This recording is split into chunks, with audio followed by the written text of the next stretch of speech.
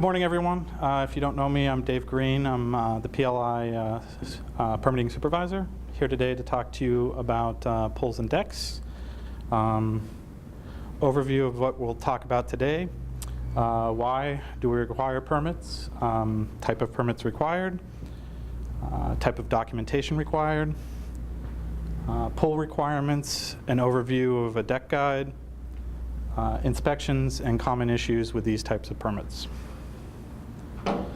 So, why are permits required? For pools, they serve as an attractive temptation for small children, which could lead to accidental drowning. That's why there are a fair amount of provisions regarding barriers around pools to prevent access by these occupants. And then also there is a hazard for accidental shock due to improper installation and or location of electrical equipment in relation to the pool. For decks, there is potential for structural failure. So common things for the decks to fail, your connection method to the primary structure, your ledger connection to the house. That's often a location where it might fail if you have improper connections, actual method, either nails or bolting to the house. If that fails, the deck can collapse. You have instances where improper flashing at that connection with the house, that can erode the connections to the house. That could lead to failure. You have instances where there's improper bracing at the posts for the deck, which could also lead to failure. Issues with railings, either them not being properly connected to the deck itself or designed improperly. So follow up after this. If you go to our website, the PowerPoint will be there. Encourage you to follow that link. It has an overview of about 7 common structural problems with decks that lead to failure, and this is the reason why we require permits for it, to make sure that they've been properly designed and installed to avoid failure. So type of permits required. For pools, an occupancy permit will be required if it's a permanent pool that is less than 24 inches deep. If it is any other type of pool that is permanent in nature, it would require a building permit in addition to the occupancy permit. For a deck, if it is uncovered and 30 inches maximum above grade, an occupancy permit would be required only. If any other types of decks would require a building permit. So if it's taller than 30 inches above grade, if it's covered, it would require a building permit.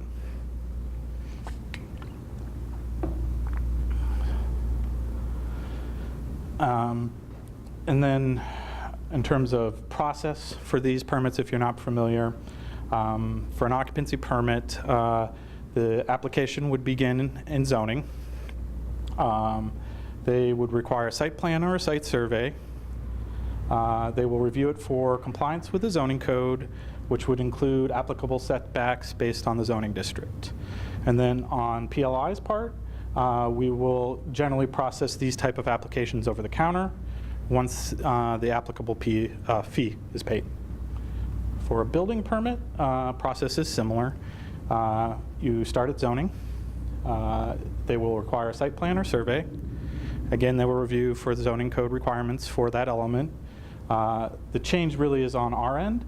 For our review, we are going to review for the building code regulations related to either the pool or the deck. If construction drawings are required, those drawings will then be logged into our design review queue. For residential applications, initial submission is anticipated to be reviewed in approximately 15 business days.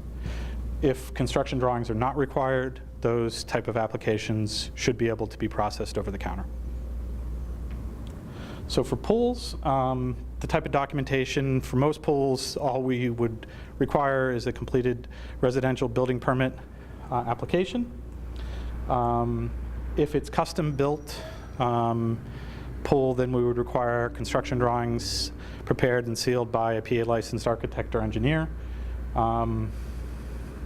For decks, we have essentially two options in terms of documentation of the actual design of the deck. We, of course, would require an application. We have an application form specific to decks.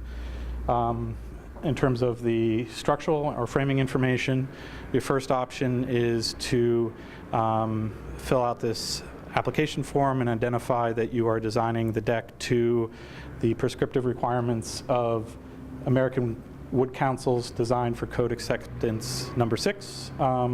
It's a prescriptive guide on how to design all elements of the deck.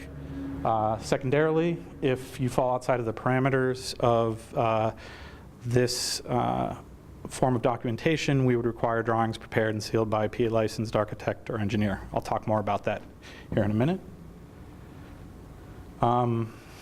And then pulls, there are additional requirements that we would not review for when you're in the office. Our inspectors in the field will be looking for these. So you require barriers around all pools. That would include hot tubs and spas.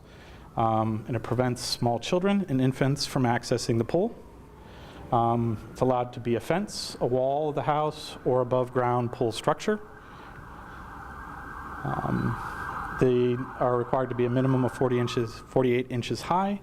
Openings are generally sized to restrict a 4-inch sphere from passing, and there are additional limitations depending on the nature of the design, if there's diagonal members or it includes chain link fencing. Additional requirements: if the house serves as a barrier, you're required to either have a power safety cover or an alarm with an audible warning for any doors that open out onto the pool.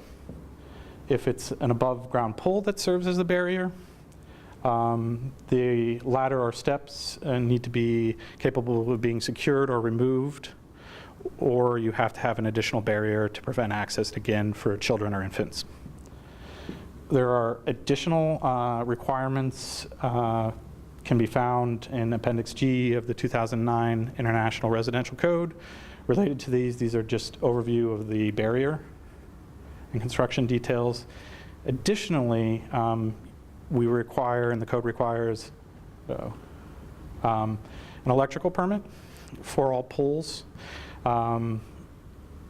We require this, again, to prevent the potential for anyone getting shocked due to the installation. So we're going to review that the proper wiring methods are used. So that includes type of wiring, its location in relation to the pool, that electrical devices and equipment are, again, located in appropriate distances in proximity to the hazard of the pool, and then that the pool structure and associated equipment and water is effectively bonded. This creates equal potential between all of these elements and yourself or anyone using the pool, and prevents electrical shock to them. And then separately, what is referred to as grounding is providing an effective path for electrical surge through the system back to earth, and that protects the pool and associated equipment. But all of these elements we would review in the field. And again, this is to remove hazards to anyone in or around the pool, and also to protect the equipment. And then we were going to dive into the deck guide a little bit more, possibly, we'll see. But at first, just to go over limitations for the city of Pittsburgh in terms of this use. The guide itself requires a minimum 6x6 post. And then additionally on our end, in terms of drawing a line in the sand, we are limiting this to a maximum of a single-story deck, and one where the maximum height is 8 feet above grade. So if the design of the deck, general parameters fall into that, the right size post, the right size height, and a single story, you can design to this guide, and no additional documentation is required other than the application form. And then the guide itself, it's been based on testing from the American Wood Council on common species and framing members used for decks, and then also prescriptively to meet the structural requirements for the 2009 International Residential Code. And then the framing is based on wood species exposure to the weather, which reduces its capacity, and then depending on the wood species, the preservative treatment, because some species are so dense they require microscopic holes to be drilled into them to allow penetration of the preservative treatment, so that additionally decreases the structural capacity. The way this is set up is first you size the joists, and those are based on the span of the joists. Then in terms of the beams, the size of the beams will be based on the tributary area that the beam supports. So it will be based on the supports for the beam, and then how far apart or how much the joists span. And then footings are based on similar information, the tributary area, how much area of the deck does each footing support. And then attachment to the house, there are prescriptive guidelines in terms of the pattern, spacing of the attachment method to the house, depending on the framing as well. And then in terms of stability, the residential code requires the deck to be designed to resist all loads, including lateral loads, so to keep the decks from twisting and failing. So this guide walks you through two methods. One would be lateral load tie-down devices. These are essentially two L-shaped brackets that have a threaded rod connected to each other. One is placed on an interior framing member of the house, and the second member is attached to the deck joist, and this ties the two together. And if the deck starts to move, it kicks back against the house, keeps the deck from moving. You would require two of these per deck. The other option is to provide diagonal bracing at the corners and sides of the deck between the post and the beams. So common problems, I think, would be the next part of the PowerPoint. What we find, they happen all along the process. One would be the location or size of the deck is not as approved by zoning. We might find that during review, plan review, or potentially in site.